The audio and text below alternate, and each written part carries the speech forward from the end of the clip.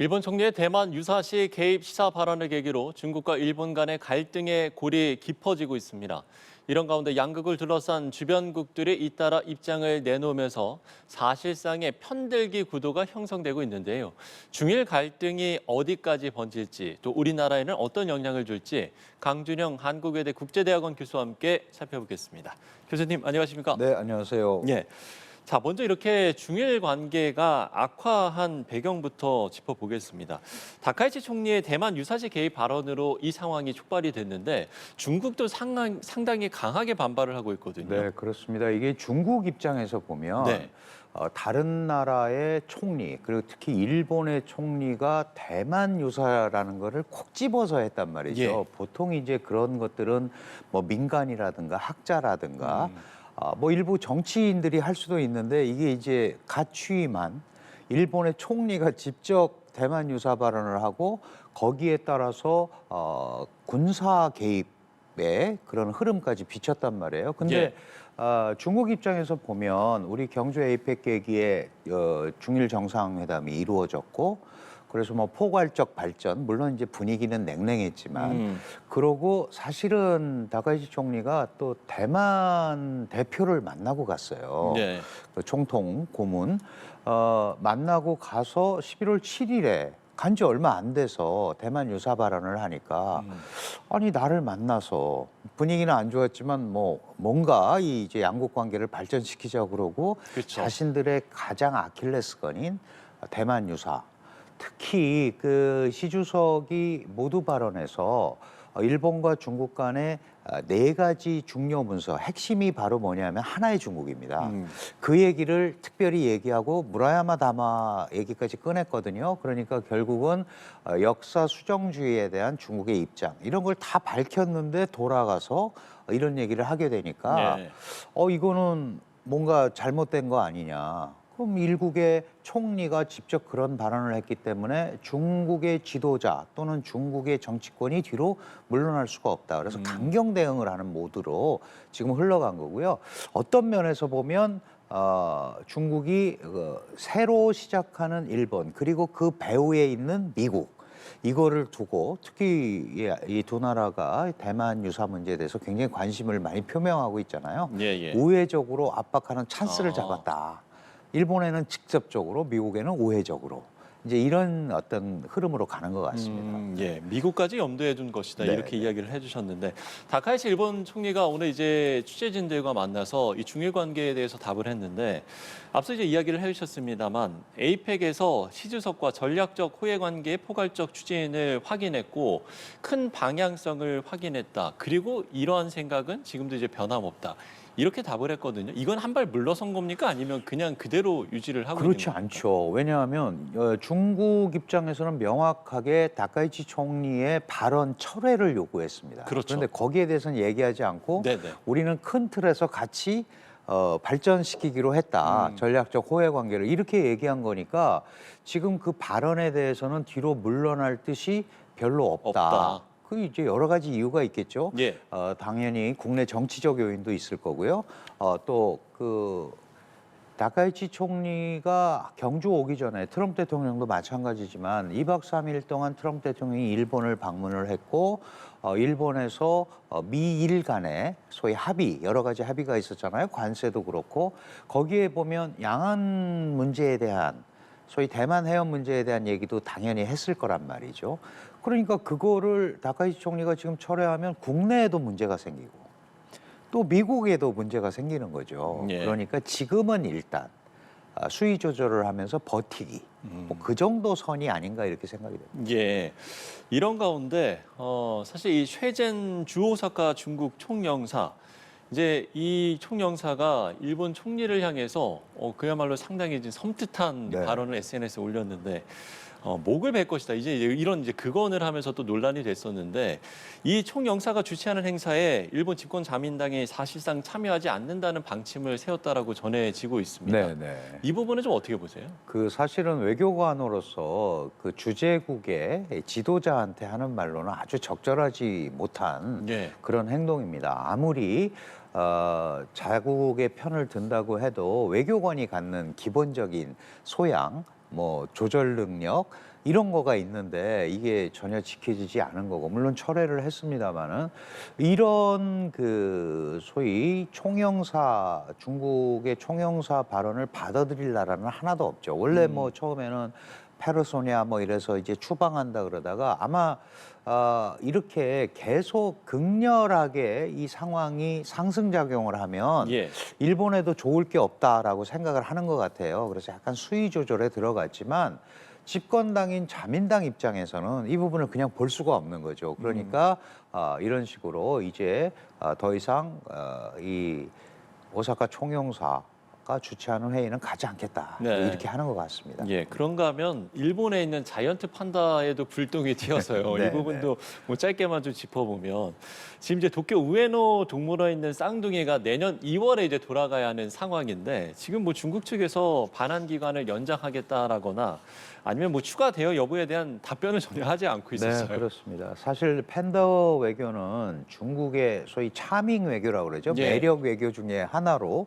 뭐 그렇게 받아들이는 나라가 많은지 적은지는 모르겠으나 어쨌든 저 팬더도 아무한테나 팬더 외교를 하지를 않거든요. 그러니까요. 굉장히 친선 외교의 중요하다고, 예, 상징이잖아요. 중요하다라고 생각을 하는 걸로 하는 네네. 건데 사실은 이제 저런 거를 가지고 이 소위 일본을 압박하는 거 뭐 이렇게 그다지 큰 효과는 없을 것 같지만 결국은 중일 친선의 상징이라고 팬더라는 소위 그 팬더 외교가 기능하는 게 있다면 그런 것마저도 우리는 과감하게 끊을 준비가 돼 있다라는 의지를 보여주는 거죠. 예. 뭐 사실은 이제 민간이나 어린이들이나 이런 데한테는 영향이 갈 수도 있는 거잖아요. 그렇죠. 예, 그러니까 다양한 방법을 동원해서 이제 종합적으로 압박을 하는 그런 모습의 하나가 아닌가 이렇게 생각을 합니다. 예. 네. 다양한 방법의 압박, 그러니까 전방위적으로 지금 중국은 그렇습니다. 압박을 하고 네네. 있는 상황인데,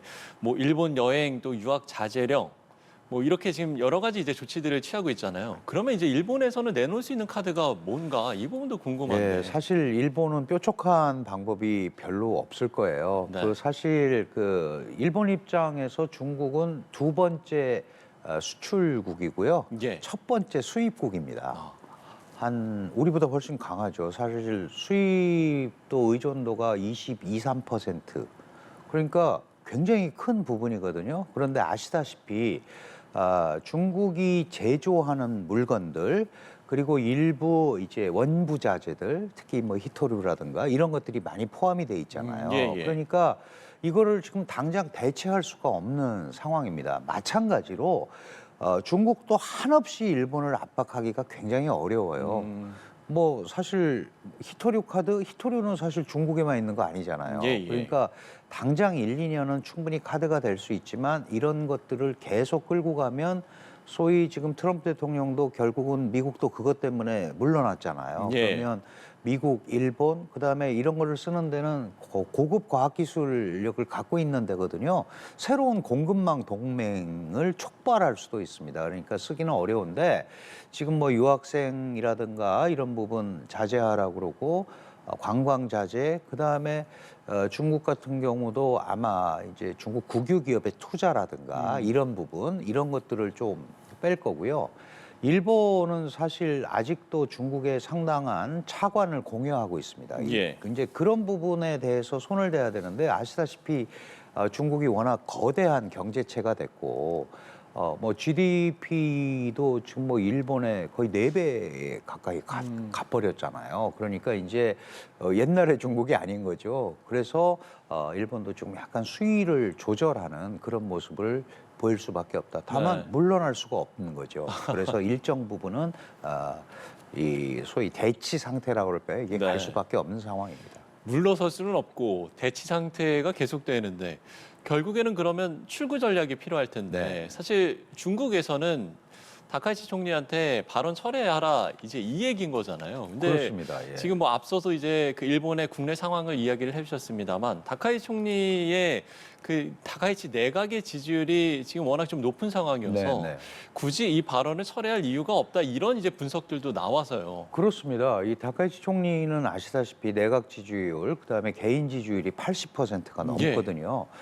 이거는 그 상대적으로 아베의 보수주의를 그대로 이어받고 있는 다카이치 입장에서는 정치적 자산입니다. 네. 다만 자민당의 그 지지율이 30%가 안 돼요. 그러면 빨리 자민당 지지율을 끌어올려서 다카이치 총리도 이 소위 여소야대 이거를 극복을 해야 되거든요. 그런데 여기에서 중국과의 일단의 갈등 이 격화되면서 자기가 물러나는 모습을 보이면 특히 이번에 연합정권은 과거에 공명당하고 다른 유신회라는 극우로 분류되는 집단이거든요. 그러면 다음 총선이나 이런 데서 다카이치 총리가 원하는 거를 얻을 수가 없습니다. 그러니까 예. 물러날 수가 없고 또 하나는 이게 이 전반적인 흐름이 트럼프 대통령과의 그 합의라는 게 또 있잖아요. 그러니까 미일이 연합해서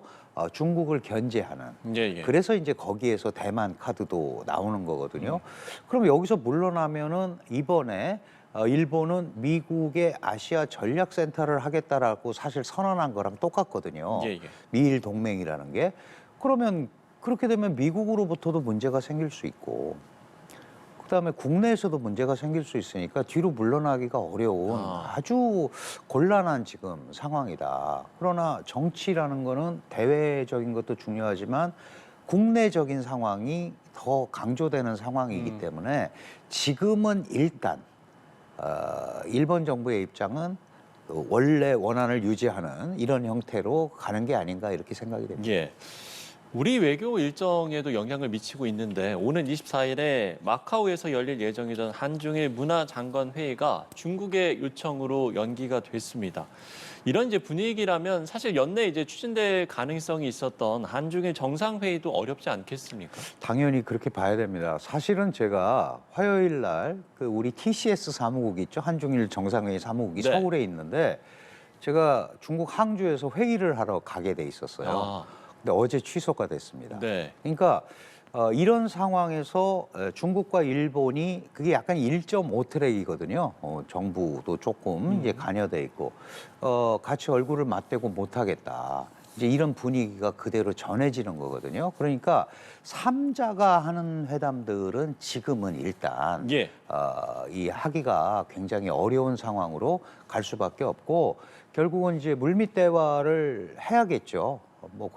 전쟁을 할 수는 없는 노릇이니까 뭔가 얘기를 해야 되는데 어디까지 물러날지 이런 것들이 이제 포인트가 될 것 같아요. 사실 삼국 정상회담은 우리가 아주 어렵게 5년 몇 개월 만에 다시 재개를 시켰는데 또 이런 걸로 인해서 또 좌초되는 거 아닌가 해서 좀 우려가 많이 됩니다. 어쨌든 전쟁 중에도 협상은 한다고 그러잖아요. 예, 그렇죠. 그럼 만나서 얘기를 해야 되는데 네네. 이런 문제로 이런 그 플랫폼 자체가 문제가 생긴다면 이 무역론이 나올 수도 있는 거예요. 이렇게 만나서 뭐 하냐 뭐 이런 얘기 나올 때마다 그동안도 역사 갈등 때문에 못했잖아요. 예, 그걸 예. 겨우 봉합을 해서 만들어 놓은 건데 다시 이런 문제로 인해서 이게 안 열리게 된다면 삼국의 어떤 협력 구조에 상당히 부정적인 영향을 미칠 수밖에 없죠. 예. 러시아와 북한은 중국의 일본 비판에 힘을 실어주고 있는데 이제 이른바 이제 편들기 구도가 형성되고 있다 이런 이제 기사들과 관측들이 나와서요. 이 부분도 지금 일본 뒤에 있는 미국을 좀 염두에 둔 거라고 보세요. 당연히 그렇습니다. 특히 러시아 같은 경우는 네. 지금 이제 푸틴 대통령이 트럼프 대통령하고 잘 얘기가 안 되고 있는 상황이잖아요. 예, 예. 그러니까 결국은 미국을 앞에 두고 중국과 러시아의 협력은 일단 어떤 형태로든 간에 계속될 수밖에 없고 미국 입장에서는 만약에 대만이 중국의 통제하에 들어가게 되면 바로 그 밑에가 동중국해고요. 그 밑에가 남중국해입니다. 네.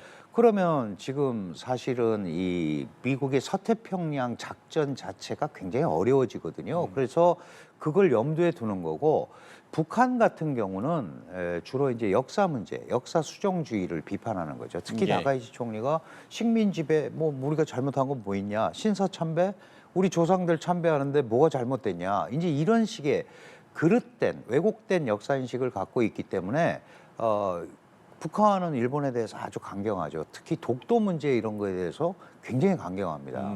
그러니까 당연히 지금 문제가 생기고 있는 이 중일 문제에 있어서 자연스럽게 중국의 편을 들 수밖에 없는 그런 네. 구조가 되는 거죠. 예.